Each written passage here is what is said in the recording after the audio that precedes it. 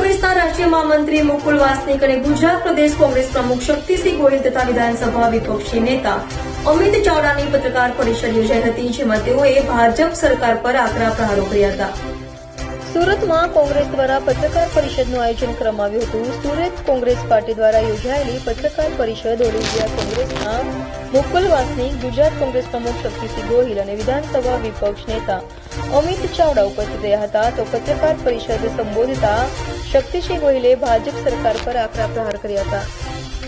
શક્તિસિંહ ગોહિલે જણાવ્યું હતું કે ભાજપની સરકાર આવ્યા બાદ બળાત્કારના કેસોમાં નોંધપાત્ર વધારો થયો છે. સુરતના પાણીમાં અલગ જ તાકાત હોવાનું કહી શક્તિસિંહ ગોહિલે સુરતના વખાણ કર્યા હતા. ગુંડાઓને ભાજપના સભ્ય બનાવવાનું કાર્ય થતું હોવાના શક્તિસિંહે આક્ષેપ કર્યા. તો અનેક ગેરકાયદેસર કૌભાંડના જોડાણ ભાજપ સાથે હોવાના આક્ષેપ પણ કર્યા હતા. તો મુકુલ વાસનિકે પણ ભાજપ સરકાર સામે આકરા પ્રહાર કરી ગૃહમંત્રી અમિત શાહનું રાજીનામું માંગ્યું હતું. ડોક્ટર બાબા સાહેબ આંબેડકર સામે ટિપ્પણી કરવા બદલ ગૃહમંત્રી પદથી અમિત શાહના રાજીનામાની માંગણી કરી હતી. સાથે આર્થિક હબ તરીકે સુરત જાણીતું હોવાનું કહી અમિત ચાવડાએ પત્રકાર પરિષદમાં જણાવ્યું હતું કે દેશ વિદેશમાં પ્રખ્યાત સુરતનો ડાયમંડ ઉદ્યોગ હાલ આર્થિક મંદીમાં ગરકાવ થયો છે.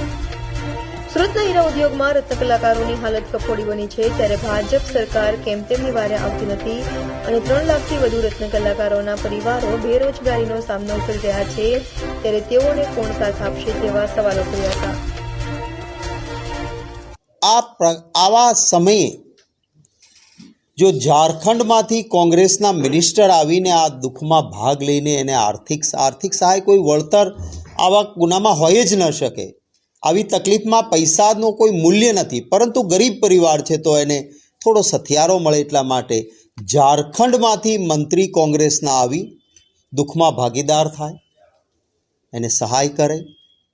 પરંતુ ભારતીય જનતા પાર્ટીના એક પણ વ્યક્તિ આ ગરીબ પરિવારની સાથે ન ઊભા રહે, આ અત્યંત દુઃખની બાબત છે.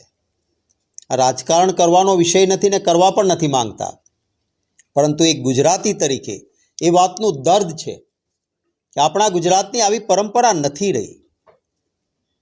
માત્ર વાહ વાહ વાહ વાહ ને પબ્લિસિટીના સ્ટન્ટ કરવાના બદલે આ પ્રસંગે સરકારની જવાબદારી હતી. સુરત એ ફિનાન્શિયલ કેપિટલ, આર્થિક રાજધાની આપણી ગુજરાતની છે અને આ સુરતમાં એવી તાકાત છે પાણીમાં. શિવાજી મહારાજે પણ કહ્યું હતું કે હું સમજી નથી શકતો આ અહીંનું પાણી કેવા પ્રકારનું છે કે ગમે તેટલો સમય ગમે તે હોય થોડા સમયમાં પાછા આર્થિક રીતે ખૂબ સદ્ધર થઈ શકાય છે.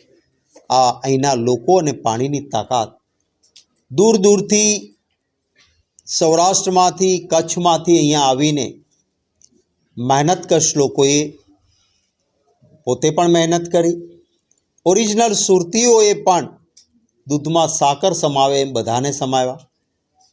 દેશના ખૂણે ખૂણેથી પણ લોકો સુરતમાં આવીને વસ્યા છે. આ સુરતની સુરત ખરાબ કેમ થઈ એનો વિચાર કરવાનો આ સમય છે. અર્થતંત્રનો એક આધાર ડાયમંડ પોલિશિંગ બિઝનેસ, હીરા ઘસવાનું કામ. સુરતનો હીરો એટલે સાચો હીરો, આખી દુનિયામાં એની પ્રતિષ્ઠા હતી.